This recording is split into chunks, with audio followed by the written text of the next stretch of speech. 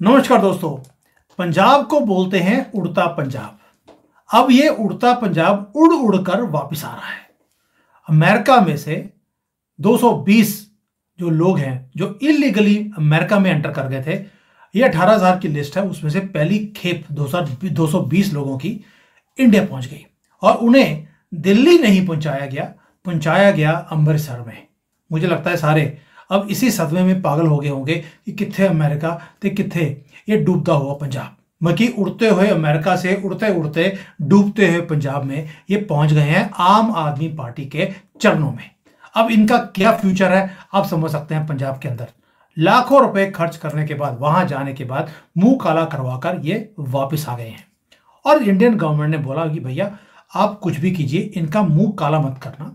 जो इन्होंने कमाई करी है वो ये लेकर वापस आए, ऐसी परमिशन आप दे दीजिए। जबकि बाकी कंट्रीज में अगर कोई इलीगल पकड़ा गया है, उसकी प्रॉपर्टी और उसके पैसे जब्त कर लिए गए हैं।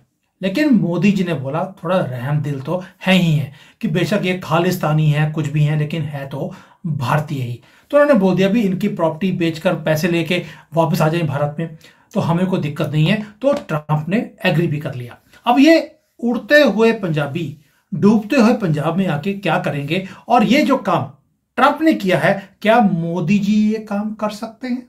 इसके ऊपर बात करेंगे क्योंकि मुद्दा बड़ा ही इंपॉर्टेंट है। संजीव जी, जय सिया राम। जय सिया राम।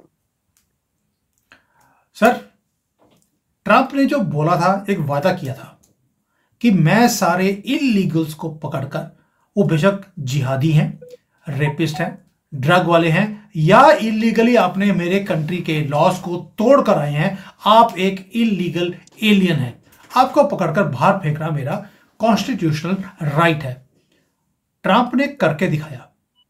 कैसे देखते हैं इस मूव को, और क्या मोदी जी ये काम कर सकते हैं? सुमित जी, मुझे तो आपने जो ये लफ्ज इस्तेमाल करा ना कि पहली खेम वापस आ गई है, तो मुझे सुन के बड़ा मजा आया कि जैसे वो ये तो फसल जब उगती है तो पहले होते हैं ये फसल की पहली खेम आ गई है। तो यस, तभी तो आपने बोला वही है। लफ्ज को इसमें इलीगल इमिग्रेंट्स के साथ जोड़ दी गई। जो 18-20 बंदे वापस आने हैं, तो उसमें से पहली 20 लोगों की ये इंडिया वापस वहां से अमेरिका से आ गई है। अमेरिका ने तो डिपोर्ट करके अपने ही मिलिट्री प्लेन में बिठा के इनको यहाँ पे वापस भेज दिया। अब वहां पे रास्ते में इन्होंने क्या खाने पीने का दिया नहीं दिया, से पानी पे लेके आया नहीं पता हमें, बट कुछ तो चॉकलेट दे दी होगी खाने के लिए। अपने देश वापस जा रहे हैं, कुछ हो जाओ, चॉकलेट खा लो, पानी पिला पिला के इनको सर, पानी पिला के वापस दे। हाँ। तो देखिए कोई भी चाहे इंडिया से किसी दूसरे देश में, अमेरिका ही क्यों हो, मैं किसी भी देश की बात करता हूँ, इंडिया से कोई भी इंसान जो है दूसरे देश में, चाहे वो इलीगल रूट से एंटर करा हो या उसने ओवरस्टे कर लिया हो, इलीगल तरीके से ओवरस्टे कर लिया हो, तो ये गलत है। मतलब उसको उसको उस कंट्री को पूरा हक बनता है इनको वापस डिपोर्ट करना उनकी ओरिजिनल कंट्री से, जहां से जिस कंट्री को बिलोंग करते हैं। तो ट्रंप जी ने जब मोदी जी से इसके बारे में बात करी कि ऐसे आपके 18 से 20 हजार हैं, तो मोदी जी ने उनको सवाल का एकदम छूटते जवाब दिया कि ठीक है जी, हम इन लोगों को वापस एक्सेप्ट करने के तैयार है, आप भेज दीजिए, मगर हाँ, जिनको भी आप भेज रहे हो वापस, उसकी पूरी डॉक्यूमेंटेशन हमें भेजिएगा साथ में कि ये किस वजह से भेजा जा रहा है, इन्होंने कौन सा आपका लॉ वहां पर ब्रेक करा है और इनका बैकग्राउंड क्या है। तो पता चले कोई वहां से वापस आ रहा है तो उसके इसका हमारी कंट्री में आगे आके वो गड़बड़ी फैलानी शुरू कर दे, वो मिलिटेंट निकल आए, कोई खालिस्तानी निकल आए, या कोई इस टाइप का धंधा निकल आए जो यहाँ पे गड़बड़ करे, तो वो चीज नहीं होनी चाहिए। मतलब थोड़ा छानबीन करके भेजिए और डॉक्यूमेंटेशन पूरी साथ में भेजिए, ताकि हम भी इनके यहाँ पे लैंड करने के बाद हम भी इनके बारे में पूरी तफ्तीश कर पाए।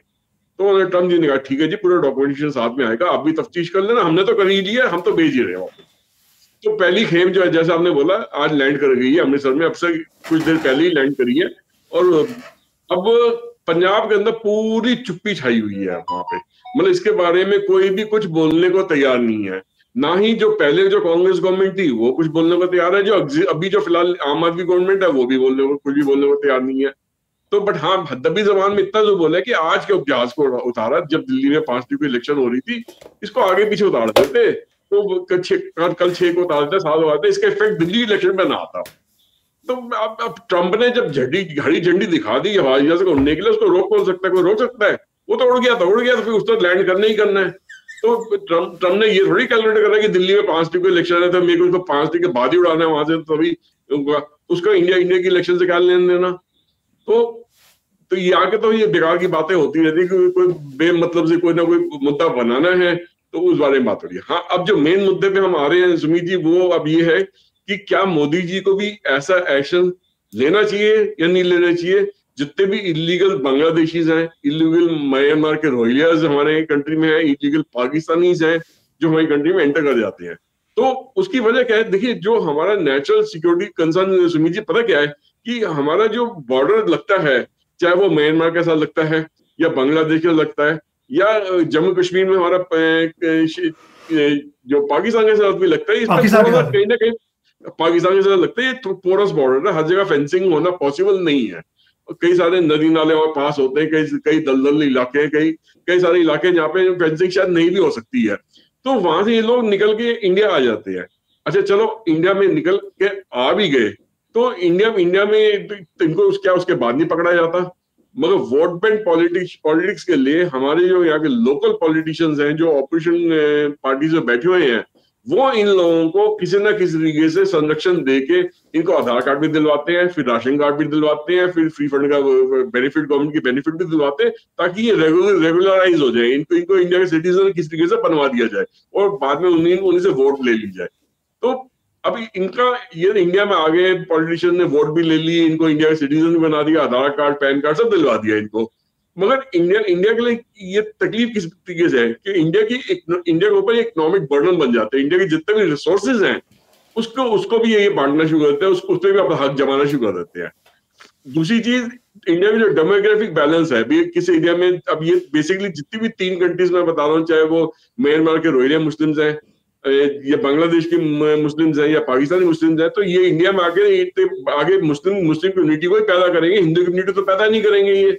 तो ये जिस एरिया में जाके बसते हैं वहां की डेमोक्रेसी चेंज करनी शुरू कर देते हैं। और आपको पता है कि मुस्लिम्स के अंदर कितनी ज्यादा बच्चे पैदा होते हैं, कितनी ज्यादा शादियां करते हैं, कोई रोक टोक नहीं है। तो ये उस एरिया में डेमोग्राफी जो होती है ना, बहुत जल्दी चेंज होनी शुरू हो जाती है।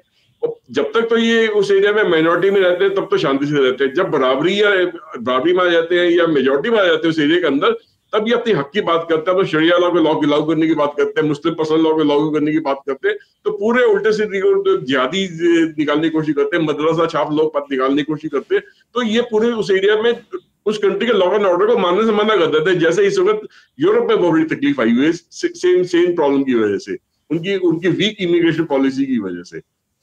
अच्छा, ये कंट्री के ना झंडे को मानते हैं, ना कंट्री के लॉ एंड ऑर्डर को मानते हैं, ना इनके अंदर देशभक्ति की भावना होती है। तो इंडिया को बहुत जल्दी, मतलब जब मैं तो कहता हूँ जी, यूएसए से सीख के यूएस के प्रेसिडेंट ने जो चीज बोली वो करके दिखा दी। इंडिया में पिछले 75 साल से बोल रही है, हर जो भी गवर्नमेंट पावर में आती है बोलते हैं हमने बाहर निकाल देंगे, जबकि बोलते कुछ है करते कुछ है। करनी और कथनी में जमीन आसमान का फर्क है। इंडिया में जितने भी ऑपोजिशन की पार्टीज हैं, उन्होंने हमेशा इनको अपने वोट बैंक पॉलिटिक्स के लिए इंडिया में इसको भर के यहाँ पे घुसवाया है और उसका बेनिफिट लिया है।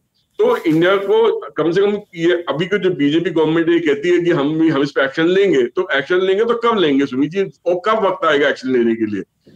अमेरिका से क्या सीखना नहीं चाहिए? क्या ये हमारी इंटरनल सिक्योरिटी पे के लिए थ्रेट नहीं है? क्या हमारी क्या ऑब्लिगेशन बनती है इन लोगों को अपनी कंट्री में पालने के लिए? किस बात के लिए पाल रहे हैं? हमारी कोई ऑब्लिगेशन तो है नहीं इनकी तरफ।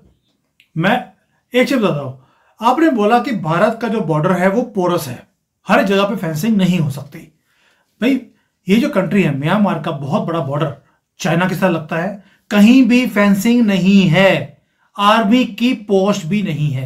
एक भी आपने सुना है कि रोहिंग्यास चाइना चले गए हो? नहीं जाएंगे। इनको भारत ही क्यों आना है? आपको यह बात समझनी पड़ेगी, क्योंकि यहां पर इकोसिस्टम है जो इनको सपोर्ट करता है। बट दूसरी बात, आप बोलते हैं कि इनको पकड़कर बाहर निकालना पॉसिबल नहीं है।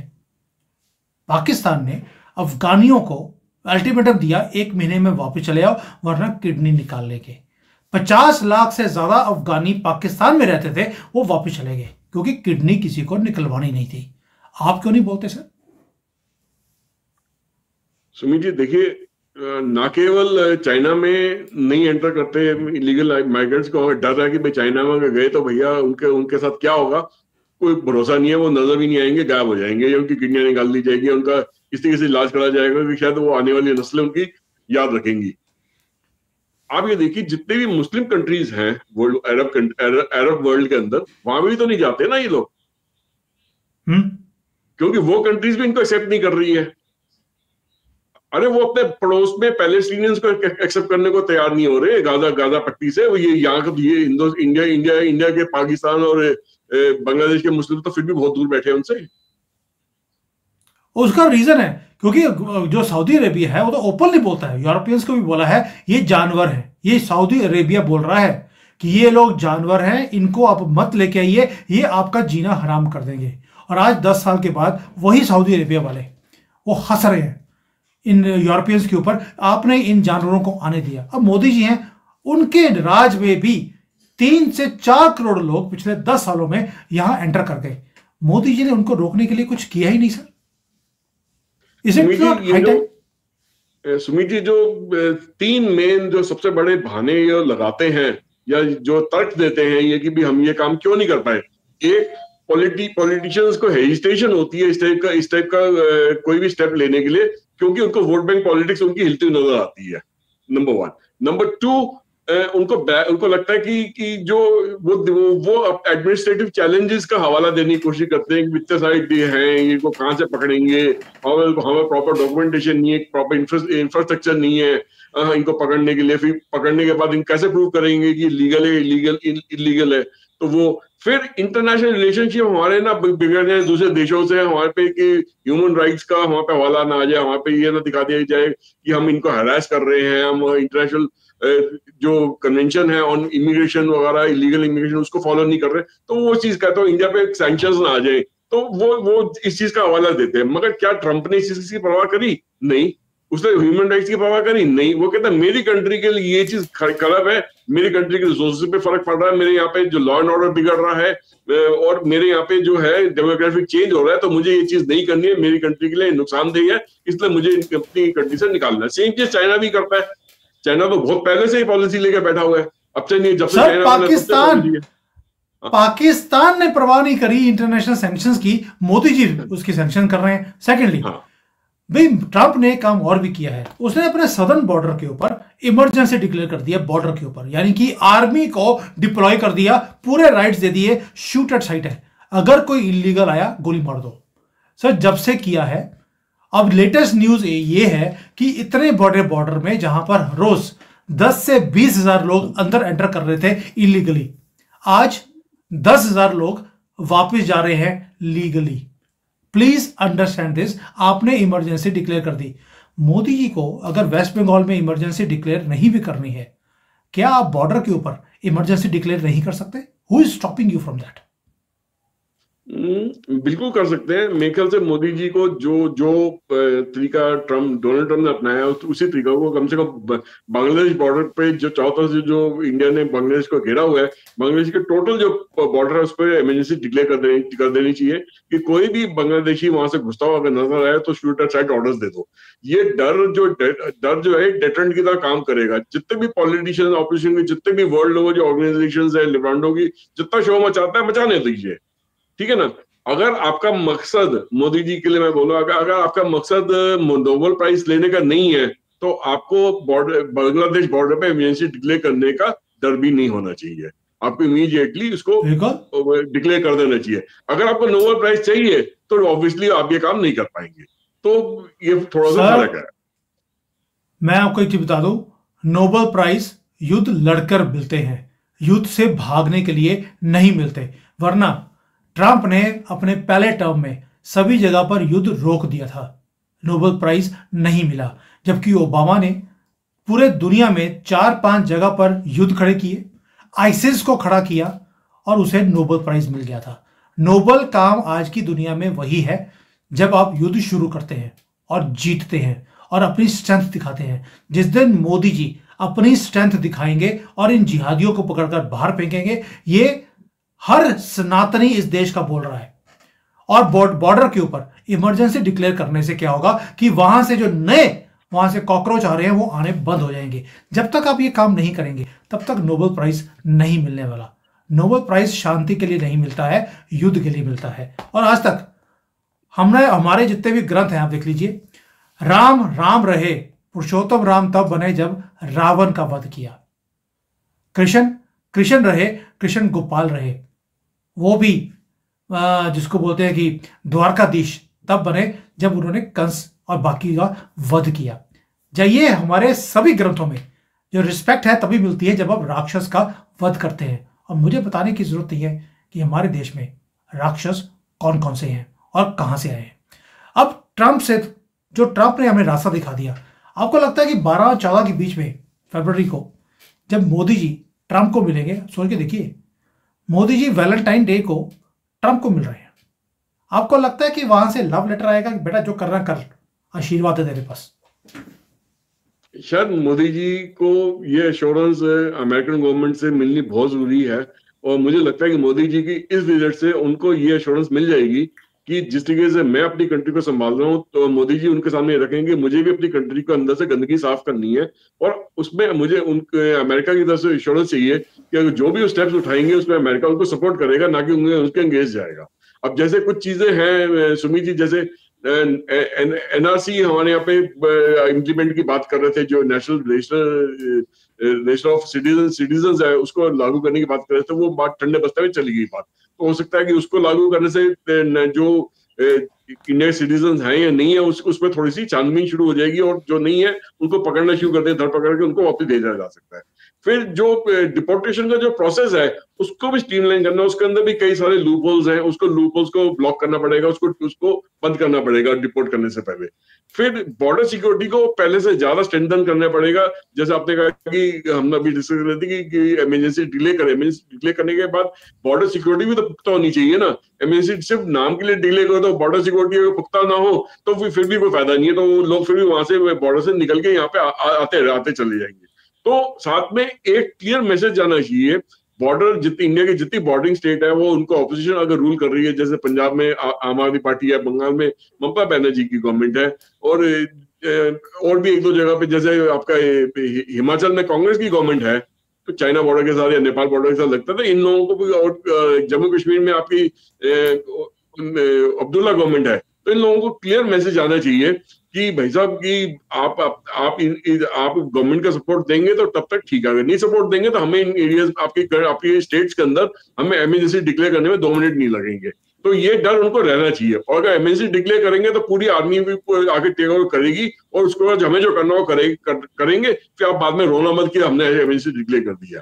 तो ये डर इन लोगों को रहना चाहिए। अच्छा, कई सी से कई जगह से सी से भी लीगल माइग्रेशन होती है, उनको भी एक बॉर्डर स्टेट की तरह ट्रीट करना, जैसे केरला हो गया, तमिलनाडु हो गया, उनको भी बॉर्डर स्टेट की तरह ट्रीट करना चाहिए। तो वहां से भी लीगल माइग्रेशन इंडिया के अंदर नहीं घुसनी चाहिए।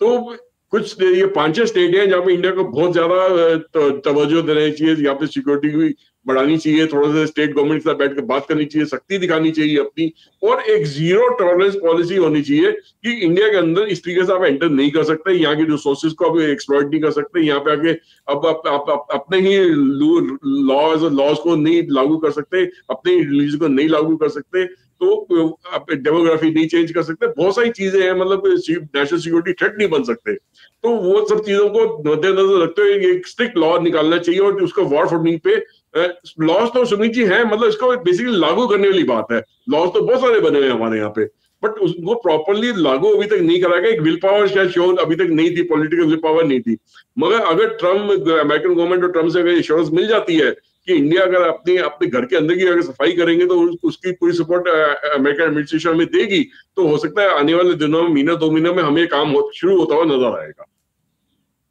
Sir, United Nations human rights का जो विंग था उसमें से बाहर निकल गया है अमेरिका, WHO से बाहर निकल गया। अभी तो हो सकता है कि वो यूनाइटेड नेशन से भी बाहर निकल जाए, क्योंकि उसने पहले बोल दिया है ट्रंप ने कि यूनाइटेड नेशंस एक डाइंग ऑर्गेनाइजेशन है, गंद पड़ गया इसमें, क्योंकि लिब्रांडू बैठ गए वहां पर। मैं इसमें से बाहर निकलना चाहता हूं। और आप समझ सकते हैं कि अगर ह्यूमन राइट्स के जो ऑर्गेनाइजेशन है और USA एड के नाम पर जो ये सारे NGOs को पैसे देते थे भारत के अंदर आंदोलन करवाने के लिए, आग लगवाने के लिए, उन सबकी फंडिंग भी बंद कर दी। This is a perfect time for Modi ji to implement this long pending matter of throwing out the illegals, जो इस देश में गंद डाल रहे हैं। इनका कोई भी फायदा नहीं है। चाइना ने इनका फायदा निकाल लिया। पकड़ते हैं, किडनी निकालते हैं और फेंक देते हैं इनको, और उनके ऊपर अपने हथियार वो चला के देखते हैं कि भाई कितने सटीक है। ये चाइना का मॉडल है। मैं नहीं कहता हूं कि हमें ऐसे एक्सट्रीम मॉडल्स लेने चाहिए, लेकिन आपको रास्ता तो निकालना पड़ेगा। ट्रंप ने एक स्टेटमेंट दिया और ये उल्टे पैर वापस जाने शुरू हो गए। ऐसा क्या चक्कर है? इन्हें भारत की गवर्नमेंट का, भारत के लॉज का डर ही नहीं है। और ये डर अच्छा है। मोदी जी ये डर कैसे बिठाएंगे? ये मोदी जी के ऊपर छोड़ देते हैं। We are not anybody to tell him what to do. We are only telling him कि पेंडिंग काम है, सनातनी वेट कर रहा है कि इस काम को अति शीघ्र किया जाए। अब कब करते हैं ये थोड़ा सा मोदी के ऊपर छोड़ देते हैं, क्योंकि टाइमिंग परफेक्ट है। इससे बढ़िया टाइम मोदी जी को नहीं मिल सकता, जहां पर आपके पास पूरे इंटरनेशनल सुपर पावर की बैकिंग है कि मैं अपने घर के अंदर से गंद साफ कर रहा हूं, तुम भी कर लो। अगर अब भी मोदी जी ने बहती गंगा में हाथ नहीं डाला तो मुझे नहीं पता कि इसके बाद कब मौका मिलेगा। एनीवेज, ये मुद्दा डिस्कस करना जरूरी था। आपका इसके बारे में क्या राय है? Please send your comments in the comment section. Thank you. जय श्री राम। जय श्री राम। जय हिंद।